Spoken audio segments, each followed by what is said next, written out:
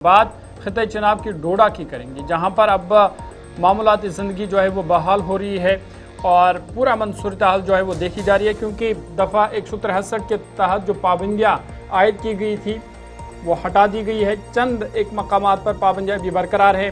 साथ ही साथ कल हमने देखा कि तालीमी सरगर्मियाँ जो है वो बहाल हुई है, ब्रॉडबैंड सर्विस इंटरनेट जो है वो भी बहाल हुआ है और मरहलावार तरीके से अब इंटरनेट भी बहाल हो जाएगा। साथ ही साथ जहां कई लोगों को हिरासत में लिया गया था, करीबन 81 अफराद को, उसमें से 70 को रिहा कर दिया गया है। सिर्फ 11 लोग हैं जो अभी हिरासत में हैं, जिनसे पूछताछ जारी है। इधर सोशल मीडिया पर पुराने और इश्तियाल अंगेज वीडियो शेयर करने वालों के खिलाफ सख्त कार्रवाई जो है वो जारी है। आपको बता दें कि डोडा में MLA महराज मलिक को पब्लिक सेफ्टी एक्ट के बाद जब गिरफ्तार किया गया, उसके बाद से हालात जो है कशीद देख रहे थे, लेकिन अब हालात रफ्ता रफ्ता मामूल पर आ रहे हैं। पुलिस के मुताबिक मजमूई तौर पर 81 अफराद को हिरासत में लिया गया था, जिनमें से 70 को रिहा कर दिया गया है, जबकि 11 अफराद से मजीद पूछताछ जारी है। साथ ही साथ कहा गया कि ब्रॉडबैंड और वाईफाई जो इंटरनेट है वो बहाल कर दिया गया है। तमाम सोशल मीडिया पर पुरानी या इश्तियाल अंगेज वीडियोज़ जो है शेयर करने पर अमन कानून को नुकसान पहुँचाने के हवाले से उन लोगों के खिलाफ कार्रवाई की जाएगी। साथ ही साथ नौजवानों बिलखुसूस लोगों पर जोर दिया गया है कि वो ऐसी सरगर्मियों से बाज आए जो अमन में खलल डाल सकती है। आपको बता दें कि जहां पाबंदियां हटा दी गई है, चंद एक इलाकों में पाबंदियां बरकरार है और तालीमी सरगर्मियां भी बहाल हो चुकी है, 1 जून छोड़ के। बाकी तमाम स्कूलों में कल तालिब इल्मों की चहल पहल भी देखने को मिली। और उसके साथ साथ ही दूसरी तरफ से अगर हम बात करेंगे तो इस तरह की भी इतलात मौसूल हो रही हैं कि जो मोबाइल इंटरनेट सर्विसेज हैं फ़िलहाल उसे रेस्टोर कर दिया गया है और साथ ही साथ 2G जो इंटरनेट सर्विसेज हैं उसे बहाल कर दिया गया है। तालीमी सरगर्मियां बहाल हुई हैं और आहिस्ता आहिस्ता ज़िला डोडा के अंदर जो सरगर्मियां हैं मामूल पर आ रही हैं। और पुलिस की जानिब से भी कल जब प्रेस कॉन्फ्रेंस की गई है तो कहा गया है कि जो भी इश्तियाल अंगेज़ या कोई भी अफवाह या गलत खबर शेयर करेगा तो उसके खिलाफ सख्त कार्रवाई की जाएगी।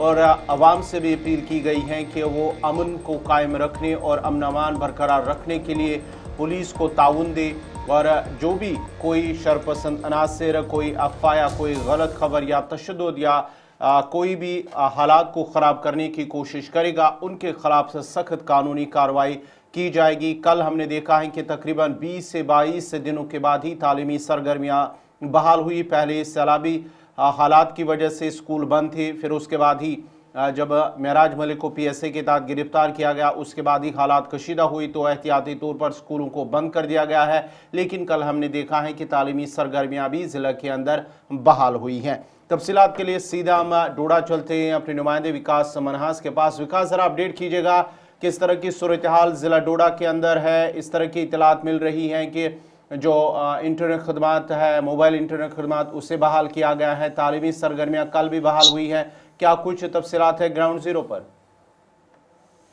जी हाँ, बिल्कुल। सेक्शन 563 डोडा के अंदर जो लागू था उसे जो है पहले हटाया गया था, उसके बाद ब्रॉडबैंड सेवाएं भी जो है यहाँ से रिस्टोर करने के खिलाफ जो है जो मोबाइल नेटवर्क है उसी 2G स्पीड में छोड़ा गया है। ऐसे में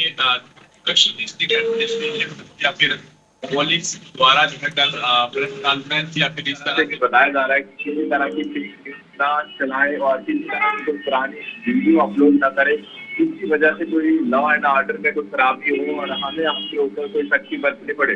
ऐसे में जो निजी एरिया आता है महराज मलिक का, कहारा और चिल्ली फिंगर, उस एरिया में अभी भी सेक्शन 163 लागू है और वहाँ पर जो बटियाल जोन उस एरिया का आता है यानी एजुकेशन स्कूल जोन, वो उस एरिया में अभी भी स्कूल बंद है।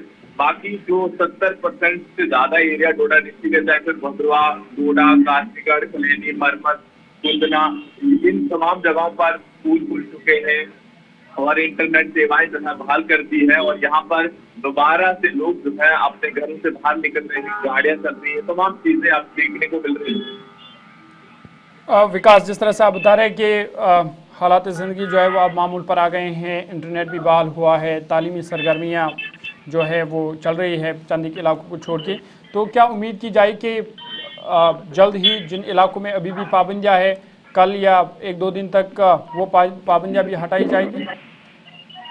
जी हाँ, बिल्कुल। अभी कुछ इस तरह से एडमिनिस्ट्रेशन से बात हुई, उन्होंने कहा कि 2 या 3 दिन के अंदर इस एरिया में इस तरह की सेक्शन अभी भी लागू है, जहाँ पर सहारा या दिल्ली सिंगल का जो एरिया आता है उस जगह पर भी बिल्डिंग के बाहर रिस्ट्रिक्शन हटा दी जाएगी और दोबारा से यहाँ पर भी खुल जाएंगे। और अब आने वाला समय बताएगा कि कब तक एडमिनिस्ट्रेशन इस पर देखती है, क्योंकि अभी फिलहाल उस एरिया में सिक्योरिटी और ज्यादा बढ़ा दी गई है। जिस तरह के इनपुट यहाँ की पुलिस को मिल रहे हैं कि कोई हो सकता है कोई इस तरह का प्रोटेस्ट न करे, जो इस तरह की कोई खराबी न करे। फिलहाल लोगों को समझाया जा रहा है, साथ में अनाउंसमेंट भी की जा रही है उस एरिया में कि घर से बाहर ज्यादा लोग न निकले, अपने कामकाज के निकले, कोई किसी ग्रुप में न निकले, ताकि किसी तरह का कोई प्रदर्शन न करे और किसी तरह की कोई खराबी उस एरिया में ना हो। चलिए, बहुत बहुत शुक्रिया तफसीलात फराम करने के लिए। विकास मनहास डोडा से तफसीलात फराम कर रहे थे और बता रहे थे कि डोडा में अब मामूलात ज़िंदगी जो है वो रफ्ता रफ्ता बहाल हो रही है।